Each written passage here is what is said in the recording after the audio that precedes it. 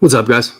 All right, so this is going to be a video that was a member Q&A I posted back in Chocolate Pro a while ago, and I'm going to do a series of these. So this is meant just as like helpful information. Let's find the question. All righty, so James Connors wants to know guidance for dairy consumption, question mark. I like cheese and sometimes a glass of milk. So James, what I'm hearing you ask is that you're not sure if you should drink milk. So there's like a misconception that dairy's bad for you or dairy's bad for adults and that you shouldn't consume dairy. And it's a pretty big misconception. So you shouldn't drink milk if you're allergic to milk, but I think like less than 0.4% of the population has an actual milk allergy where they're going to have like an anaphylactic reaction and they're going to be in life-threatening circumstances if they consume milk. And a larger population has like a milk intolerance, but a milk intolerance is going to be, you have to consume a lot of milk. Like I think it's over a liter of milk. It has to be consumed to actually have the side effects that the intolerance causes. And that's going to be things like really bad gas, diarrhea, vomiting, a lot of discomfort in your stomach. And unless you experience one of those two things or both of those things, there's no reason that you can't have milk. Now, like when it comes to milk consumption, it's just like any other food, right? You've got to be aware of your calorie consumption. So how much milk are you drinking? How much cheese are you eating? Milk's actually a really good like dietary choice when it comes to like gaining weight and gaining muscle. Gaining weight in a good way. It's got protein, it's got carbohydrate, it's got fat. It's a good balanced amount of each macronutrient in milk, just whole milk. I would encourage you to choose like a grass-fed, organic, quality milk source or a raw milk if you want to go somewhere like D6 in Denver. Just any kind of local farming center usually is going to have like a raw milk option you can get. They might advertise it as like treats for dogs, but that doesn't mean that you can't have it yourself.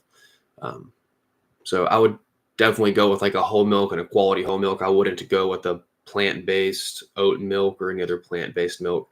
And I also wouldn't opt for skim milk or 2% milk unless you're trying to dial back how much fat you're consuming because you want to lose weight. That would be like that would be the benefit of choosing one of those alternative kinds of milk as opposed to whole milk. Now, that being said, like that's not like a free for all on eating as much cheese as you want and eating as much, drinking as much milk as you want. But there's no negative side effect to drinking milk that I know of that I would use to discourage you from having milk. But like most things, moderation is important. So, let's say we have a person and that person's goal is to lose weight. So this person is maybe 20 to 25% body fat. They exercise 3 to 4 days a week. They want to build muscle, get healthier, lose fat, and but still get stronger. Can they drink milk? Yeah, for sure. How much milk can they drink? I don't know. That depends on how many calories they're consuming in other areas, right? So if you want to have, an 8-ounce glass of milk, that might be somewhere around 120, 240 calories, depending on what kind of milk it is. And that's going to have protein, carbs, and fat. So if you are in a calorie surplus, like you're eating a lot of food and you're also drinking milk and drinking calories, you may end up over consuming calories. And that would be a negative side effect, which would negatively impact your weight loss goals. But if you track your food, you weigh and measure your food, know how much you're eating, and you know that you're not over consuming calories, and you build in that milk as part of your calorie intake, then that's totally fine, man. It might be a good idea to have to use milk as a base for a protein shake, post workout or maybe before bed, so long as you don't have any intolerance issues with drinking milk before bed. And same with cheese. If you have some cheese at breakfast or some cheese with a meal, that's fine. Just be aware of how many calories you're eating, right? Because cheese and milk is going to be calorie dense relative to some other snack options or drink options because of the amount of macros it has. Macros being protein, carbs, and fat. And a lot of times you'll have more fat in milk, and fat is just more calorie dense per gram than protein and carbs. So all that to say, milk's cool, milk's fine. Drink it if you want it, eat cheese if you want it.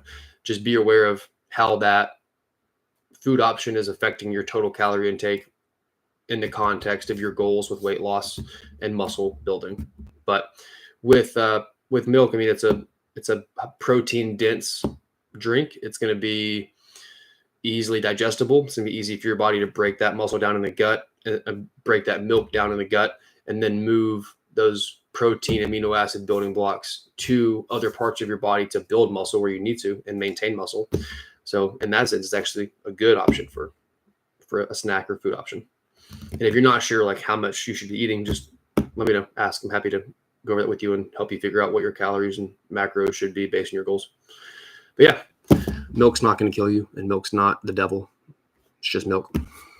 All right, guys. Have a good day. If you have questions, post them below. Got my first live viewer. It's a big day. It's a big day for you. Congratulations. You're the first. But I can't see who it is. All right. Later.